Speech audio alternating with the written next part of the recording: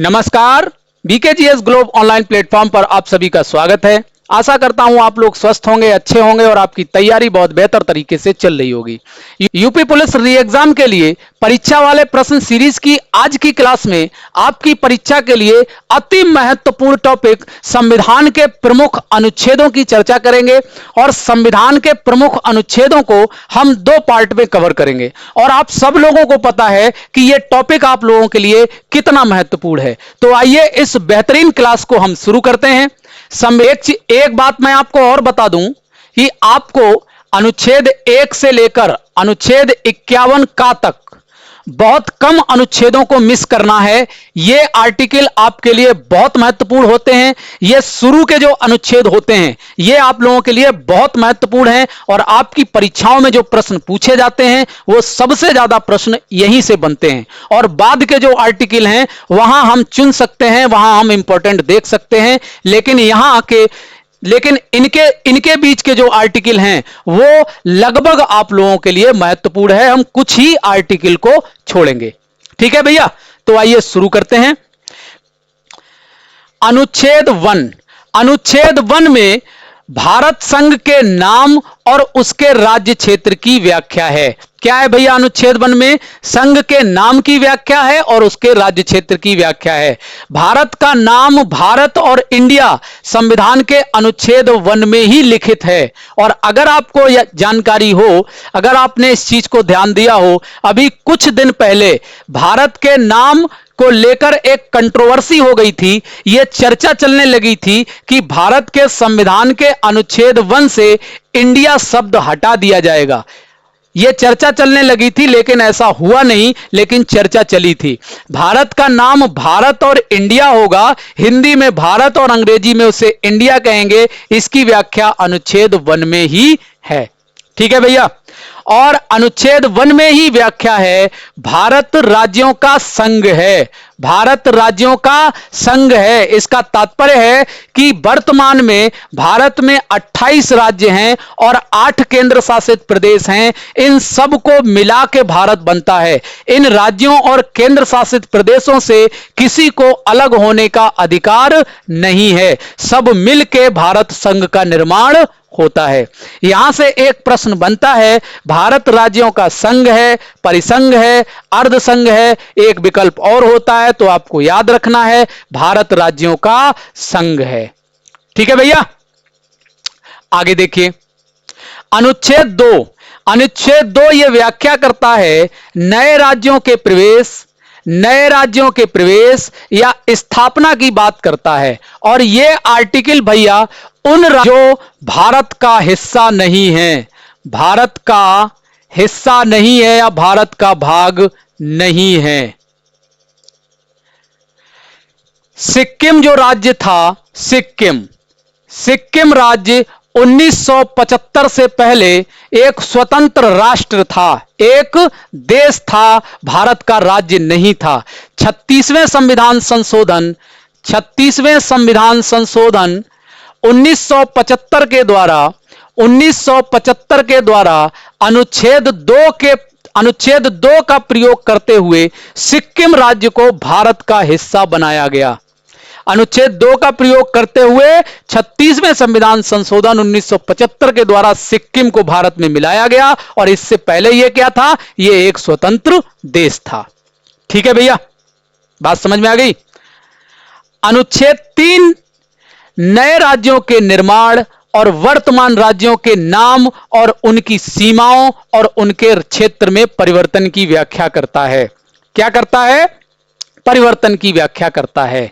नए राज्यों का निर्माण किया जा सकता है और जो वर्तमान में राज्य निर्मित हैं उनके नाम में परिवर्तन किया जा सकता है, उनकी सीमाओं में परिवर्तन किया जा सकता है और उनके क्षेत्र में भी परिवर्तन किया जा सकता है। आप लोगों को अगर जानकारी हो तो 2014 में भारत का एक नवीन राज्य बनाया गया था, तेलंगाना। तेलंगाना नवीनतम राज्य था भारत का, जिसे 2014 में बनाया गया था और इसे आंध्र प्रदेश से अलग कर कर बनाया गया था। आंध्र प्रदेश से इसे अलग किया गया था, तब इसका निर्माण किया गया था। और राज्यों के नाम की बात करें तो कई राज्यों के नाम परिवर्तित हो चुके हैं, जैसे उड़ीसा का नाम ओडिशा हो चुका है, उत्तरांचल का नाम उत्तराखंड हो चुका है। ऐसे कई राज्य हैं जिनके नाम में परिवर्तन हो चुका है। ठीक है भैया, बात समझ में आ गई? आगे देखिए, अनुच्छेद 5 से 11, नागरिकता से आपको केवल इतना याद रखना है कि नागरिकता का वर्णन जो है इनको हम यहां छोड़ सकते हैं। नागरिकता से आपको सिर्फ इतना याद रखना है कि इसकी जो व्याख्या है अनुच्छेद 5 से लेकर 11 तक है। ठीक है भैया। अनुच्छेद 13, मूल अधिकारों से असंगत विधियों का अल्पीकरण। तात्पर्य है, यदि भारत सरकार और राज्य सरकार मौलिक अधिकारों से असंगत यानी ऐसी विधि बनाती है, ऐसा कोई कानून बनाती है जो मौलिक अधिकारों का हनन करता है या उनको सीमित करता है, तो ऐसी विधि और कानून को न्यायपालिका शून्य कर सकती है, न्यायपालिका रद्द कर सकती है, शून्य कर सकती है। क्योंकि आप लोगों को जानकारी होनी चाहिए संविधान का रक्षक कौन है, यह भी प्रश्न आप लोगों से पूछा जाता है। हमारे संविधान का रक्षक उच्चतम न्यायालय है। कौन है? उच्चतम न्यायालय है। वो इन विधियों को, इन कानूनों को शून्य कर सकता है जो विधि मौलिक अधिकारों का हनन करती हैं, मौलिक अधिकारों को शून्य करती हैं। बात क्लियर हो गई भैया? अनुच्छेद 14, अनुच्छेद 14 विधि के समक्ष समानता, विधि के समक्ष समानता की बात करता है, यानी भारत में कानून की समानता की बात करता है, कानून की समानता की बात करता है। विधि माने होता है कानून। भारत में कानून के समक्ष सभी समान हैं, चाहे छोटा हो, अमीर हो, गरीब हो, कानून के समक्ष सभी समान हैं। अनुच्छेद 14 यह व्याख्या करता है विधि के समक्ष समता एवं विधियों के समान संरक्षण की। ठीक है भैया। अनुच्छेद 15, अनुच्छेद 15 धर्म, मूलवंश, जाति, लिंग या जन्म स्थान के आधार पर विभेद का प्रतिषेध करता है। विभेद मतलब भेदभाव, भेदभाव का प्रतिषेध करता है। कोई व्यक्ति किस धर्म का है, किस मूल वंश का है, किस जाति का है, किस महिला है या पुरुष है, उसका जन्म कहां हुआ, इन आधारों पर किसी भी व्यक्ति के साथ कोई भेदभाव नहीं किया जाएगा। ठीक है, आगे देखिए। अनुच्छेद 16 लोक नियोजन में अवसर की समानता। लोक नियोजन से तात्पर्य होता है सरकारी नौकरियां या सरकारी संस्थानों में प्रवेश, यानी लोक नियोजन में समान रूप से सभी के लिए समानता से अवसर उपलब्ध कराए जाएंगे। लेकिन इस अनुच्छेद के साथ एक अनुबंध लगा हुआ है। राज्य को निर्देश दिया गया है, यानी सरकार को निर्देश दिया गया है कि सरकार जो पिछड़े वर्ग के लोग हैं उनके लिए विशेष व्यवस्था बनाएगा। उनके लिए क्या करेगा? विशेष व्यवस्था बनाएगा। आपकी जो परीक्षाएं होती हैं उनमें जनरल, ओबीसी, एससी, एसटी की जो कैटेगरीज बन के आती हैं उनका आधार यही आर्टिकल का अनुबंध है। ठीक है भैया। अगला है अनुच्छेद 17 अस्पृश्यता का अंत। अस्पृश्यता यानी छुआछूत। भारत का संविधान भारत के अंदर किसी भी प्रकार की छुआछूत या अस्पृश्यता को समाप्त करने की बात करता है, उसको प्रतिषेध करता है या उसका निषेध करता है। ठीक है। अनुच्छेद 18 उपाधियों का अंत। भारत के अंदर कोई भी व्यक्ति किसी को उपाधि नहीं दे सकता या सरकार किसी को कोई उपाधि नहीं दे सकती। उपाधियों से तात्पर्य है कि ब्रिटिश काल में उपाधियां दे दी जाती थी। किसी को राजा की उपाधि दे दी, किसी को सर की उपाधि दे दी, गांधी जी को नाइटहुड की उपाधि दे दी। तो ये जो उपाधियां थी, इन उपाधियों का अंत करता है अनुच्छेद 18। केवल 2 प्रकार की उपाधियों को छोड़कर। कौन सी छोड़कर? शैक्षिक उपाधि और सैनिक उपाधियों को छोड़कर सभी प्रकार की उपाधियों का अंत करता है। शैक्षिक उपाधि आप जो अध्ययन करते हैं, स्नातक करते हैं, परास्नातक करते हैं, अन्य डिग्रियां लेते हैं, इनकी जो डिग्रियां होती हैं वो उपाधि होती है, ठीक है। और सैनिकों को जो सम्मान मिलता है, परमवीर चक्र, अशोक चक्र, ये भी क्या होती है, इनकी उपाधियां होती हैं। इनको छोड़कर प्रत्येक प्रकार की उपाधियों का अंत किया जाता है, ठीक है भैया। अनुच्छेद 19 वाक एवं अभिव्यक्ति की स्वतंत्रता की बात करता है। किसकी बात करता है? भारत के अंदर, भारत के राज्य क्षेत्र के अंदर कोई भी व्यक्ति बोलने के लिए स्वतंत्र है और अपना विचार व्यक्त करने के लिए स्वतंत्र है, लेकिन यह ध्यान रखना है वह संविधान के दायरे में लोक व्यवस्था और सदाचार बनाए रखते हुए ही स्वतंत्र है। ऐसा नहीं बोलेगा कि वो जिससे बलवा हो जाए, जिससे बवाल हो जाए। बोलने के लिए स्वतंत्र तो है, अपना विचार व्यक्त करने के लिए स्वतंत्र है, लेकिन वो संविधान के दायरे में लोक व्यवस्था बनाए रखते हुए ही स्वतंत्र है।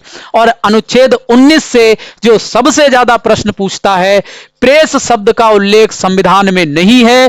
प्रेस शब्द की व्याख्या, प्रेस की स्वतंत्रता इसी अनुच्छेद 19 के अनुच्छेद 19 ए से समझी जाती है। अनुच्छेद 19 ए से समझी जाती है प्रेस की स्वतंत्रता, ठीक है भैया।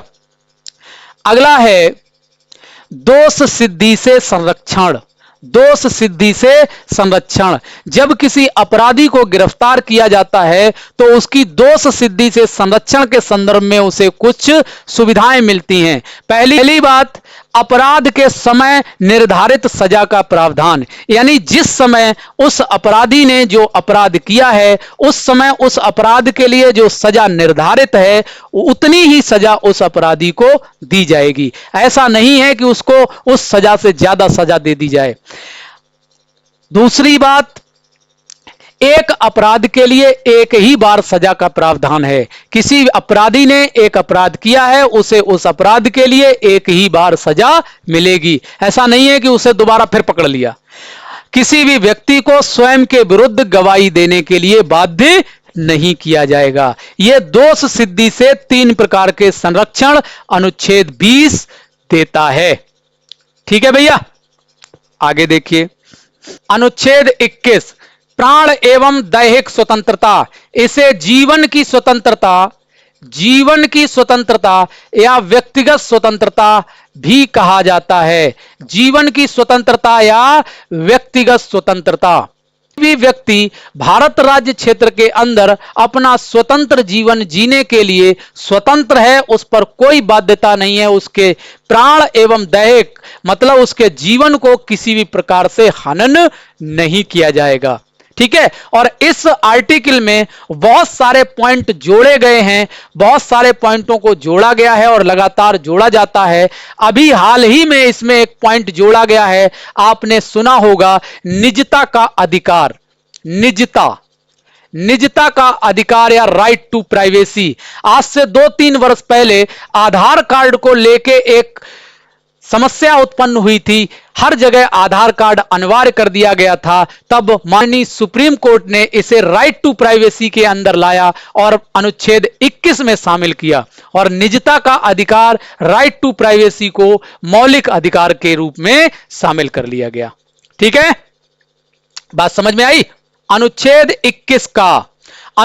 21 का मूल रूप से संविधान में नहीं था। इसे 86वें संविधान संशोधन 2002 को संविधान के अनुच्छेद 21 में संशोधन किया गया और उसमें अनुच्छेद 21 का जोड़ा गया।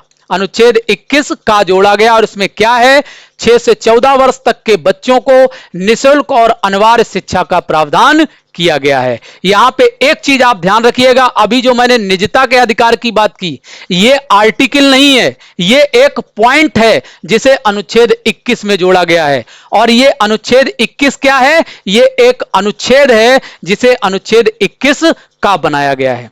और ये जो 6 से 14 वर्ष तक के निःशुल्क 6 से 14 वर्ष तक के बच्चों को निःशुल्क और अनिवार्य शिक्षा का प्रावधान है, आप सब लोगों को जानकारी होनी चाहिए।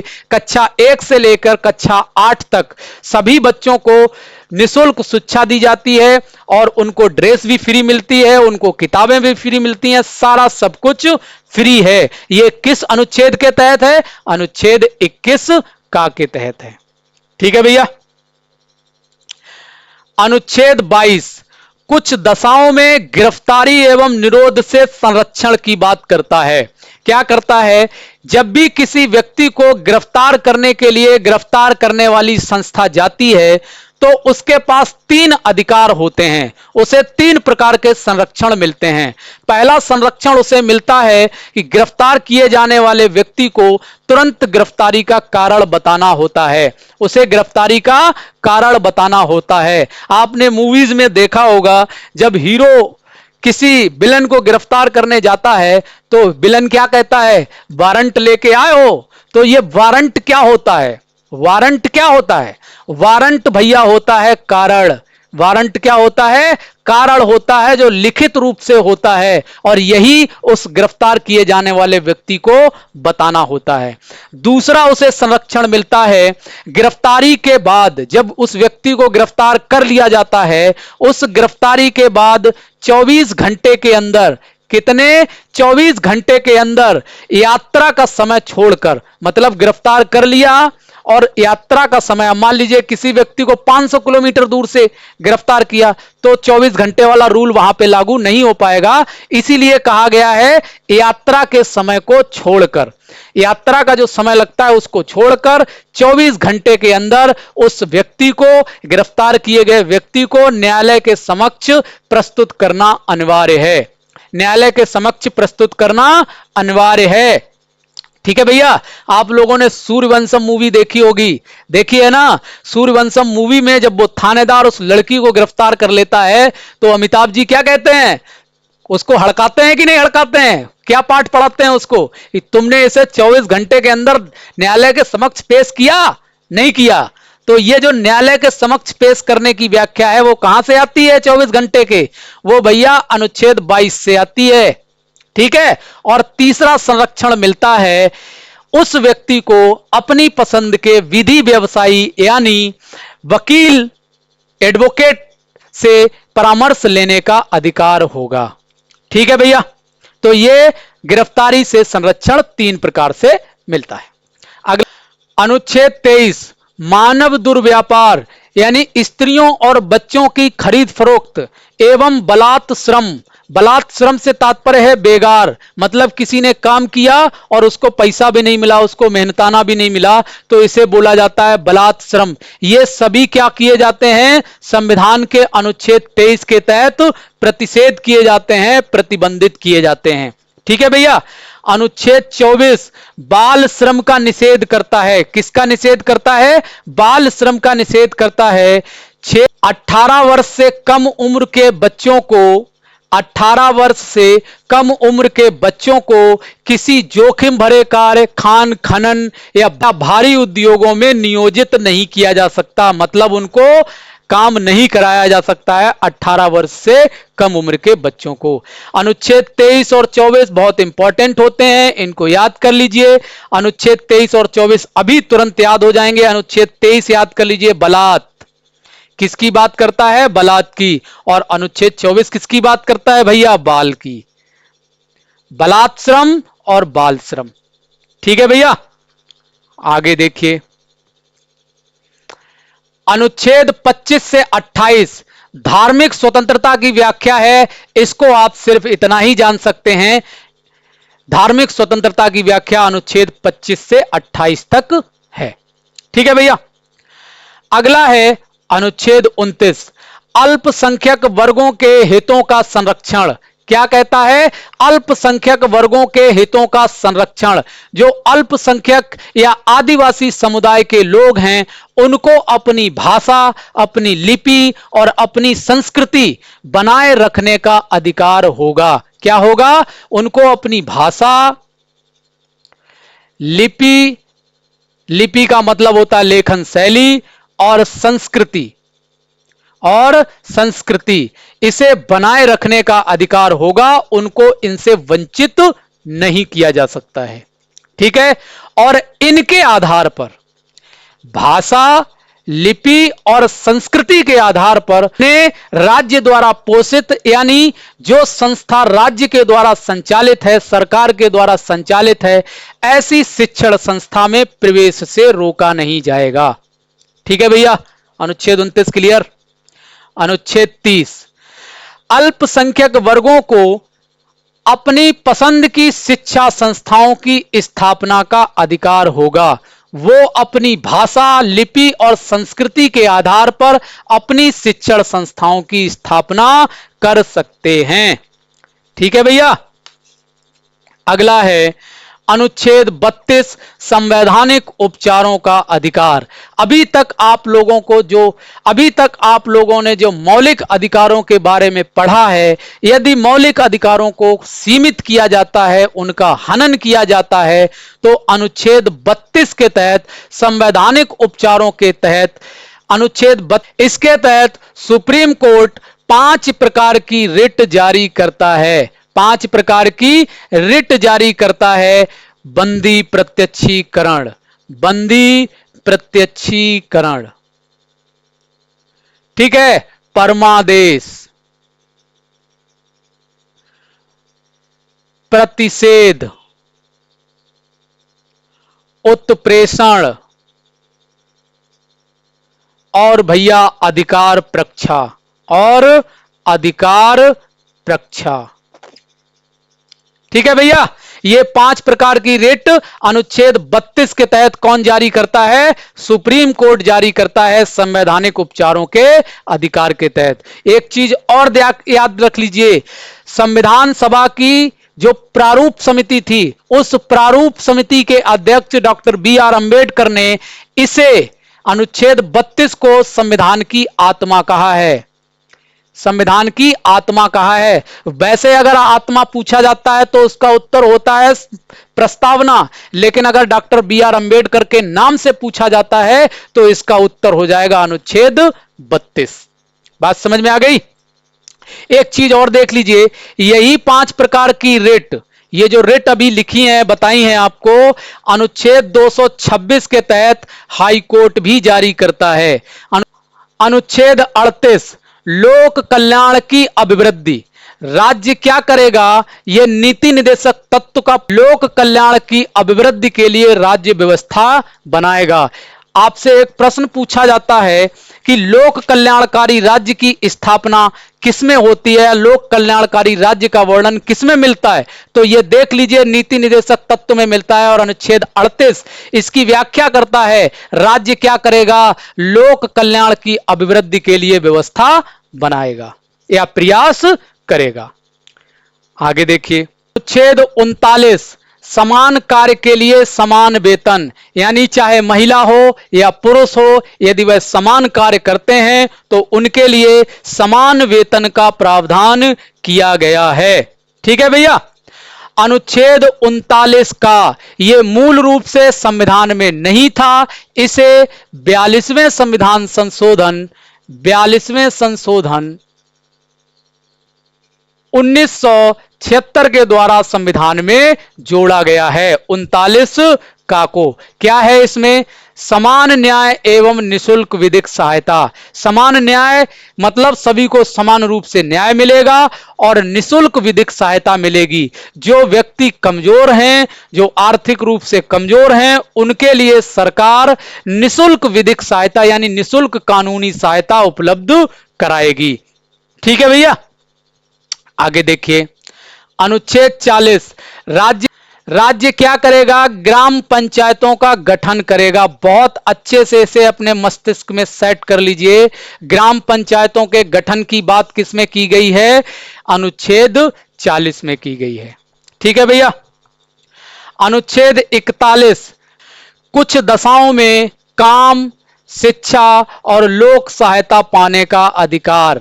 आप लोग देखिए, मनरेगा का जो कार्यक्रम है, मनरेगा का कार्यक्रम क्या है? भारत के लोगों को रोजगार उपलब्ध कराने के लिए है ना। तो जो रोजगार उपलब्ध कराने की जो व्यवस्था है वो यहीं से आती है, अनुच्छेद 41 से। काम और शिक्षा, काम पाने का अधिकार, शिक्षा पाने का अधिकार, लोक सहायता पाने का अधिकार। आप लोग देखिए, जो लोग वृद्ध हो जाते हैं, बुजुर्ग हो जाते हैं, उनको वृद्धावस्था पेंशन मिलती है। जो महिलाएं विधवा हो जाती हैं उनको विधवा पेंशन मिलती है, और भी बहुत सी सहायताएं मिलती हैं सरकार की तरफ से। ये सब कहां से मिलती हैं? अनुच्छेद 41 से मिलती हैं। ठीक है भैया, क्लियर हो गया? आगे देखिए, अनुच्छेद 43, राज्य क्या करेगा? कुटीर उद्योगों का विकास करेगा। कुटीर उद्योग उन छोटे उद्योगों को कहते हैं जिनमें एक परिवार के लोग कार्य करते हैं और अपना छोटा सा उद्योग चलाते हैं। ऐसे उद्योगों के विकास के लिए राज्य क्या करेगा? प्रयास करेगा। ठीक है भैया। अगला है अनुच्छेद 43 खा। अनुच्छेद 43 खा, यह भी आपके मूल संविधान में नहीं था। इसे जोड़ा गया है 97वें संविधान संशोधन, 97वें यानी 97वें संशोधन 2011 से। 2011 में इसे जोड़ा गया है 97वें संविधान संशोधन। ठीक है भैया, आगे देखिए, अनुच्छेद 44, नागरिकों के लिए समान नागरिक संहिता। समान नागरिक संहिता से तात्पर्य है एक समान कानून। एक समान कानून। भारत में कुछ अलग अलग कानून भी लागू हैं, जैसे मुस्लिम पर्सनल लॉ बोर्ड है, इसके कुछ अलग प्रावधान हैं, और कुछ कानून लागू हैं, उनको सबको समाप्त करके एक समान कानून कर दिए जाएं सबके लिए। इसे यूसीसी यानी यूनिफॉर्म सिविल कोड, और सरकार इसके लिए प्रतिबद्ध है। आपने चर्चा सुनी होगी, चुनाव के दौरान भी इसकी चर्चा आई थी कि पूरे देश में समान नागरिक संहिता को लागू करेंगे। अभी यह पूरे देश में लागू नहीं है। ठीक है भैया। अनुच्छेद 46, एससी एसटी यानी अनुसूचित जाति, अनुसूचित जनजाति और अन्य दुर्बल वर्गों के हितों का संरक्षण किया जाएगा। ठीक है। अनुच्छेद 48, पशुपालन को बढ़ावा दिया जाएगा और दुधारू पशुओं की हत्या का निषेध किया जाएगा। जो पशुपालन है उस पशुपालन को संगठित रूप से बढ़ाया जाएगा, और जो पशु दुधारू हैं यानी दूध देते हैं उन पशुओं की हत्या को प्रतिबंधित किया जाएगा। ठीक है भैया। अगला है 48 का, यह भी आपके संविधान में मूल रूप से शामिल नहीं था। इसे जोड़ा गया है 42वें संविधान संशोधन, 42वें संशोधन 1976 से। 1976 में इसे जोड़ा गया है। पर्यावरण का संरक्षण क्या है? राज्य पर्यावरण का संरक्षण और संवर्धन करेगा। ठीक है भैया। अनुच्छेद 49, राष्ट्रीय महत्व के स्मारकों, वस्तुओं, यहां पे स्थानों और होगा भैया, और स्थानों का संरक्षण किया जाएगा। राष्ट्रीय महत्व के स्मारक यानी जो प्राचीन महल हैं, किले हैं, वस्तुएं हैं जो प्राचीन समय में यूज हुई या हमारे जो पूर्वज हैं उन्होंने उनको यूज किया, क्रांतिकारी हैं उन्होंने यूज किया, इन सब का क्या किया जाएगा? संरक्षण किया जाएगा और इनको संवर्धन किया जाएगा। अनुच्छेद 50, लोक सेवाओं में कार्यपालिका और न्यायपालिका को पृथक किया जाएगा या पृथक्करण किया जाएगा। अनुच्छेद 51, अंतरराष्ट्रीय शांति और सुरक्षा की अभिवृद्धि करेगा। राज्य क्या करेगा? अंतरराष्ट्रीय स्तर पर शांति की बहाली की कोशिश करेगा, और राज्यों के मध्य अगर कोई विवाद है तो उसे समझौते के तहत सुलझाने का प्रयास करेगा। ठीक है भैया। अनुच्छेद 51 का, इसे आप लोग याद रखिए, बहुत इंपॉर्टेंट है। अनुच्छेद 51 का ये आपके संविधान में मूल रूप से नहीं था, यानी जो मूल कर्तव्य हैं ये आपके संविधान में नहीं थे, मूल कर्तव्य संविधान में नहीं थे। इन्हें जोड़ा गया है 42वें संविधान संशोधन, 42वें संविधान संशोधन 1976 1976 में इन्हें जोड़ा गया है और संविधान में एक नया भाग बनाया गया, भाग 4 का, और उसके अंतर्गत अनुच्छेद 51 का में, अनुच्छेद 51 का में जब इनको जोड़ा गया था 1976 में, तब इनकी संख्या कितनी थी? 10। कितनी थी? 10। बाद में 86वां संविधान संशोधन हुआ जो 2002 में, इस संशोधन के तहत इसमें एक मौलिक कर्तव्य और जोड़ दिया गया, तो अब इनकी जो संख्या है वो कितनी है भैया? 11 है। ठीक है, समझ में आ गया बढ़िया से? तो ये भैया संविधान के प्रमुख अनुच्छेदों की आपकी पहली क्लास थी। इसकी दूसरी क्लास हम जल्दी आप लोगों के लिए लेके आएंगे। अगर आप लोगों को ये वीडियो अच्छी लगी हो तो वीडियो को लाइक और शेयर जरूर कीजिएगा और चैनल को भी सब्सक्राइब कीजिएगा। मिलते हैं आपसे अगली क्लास में, तब तक के लिए नमस्कार, धन्यवाद।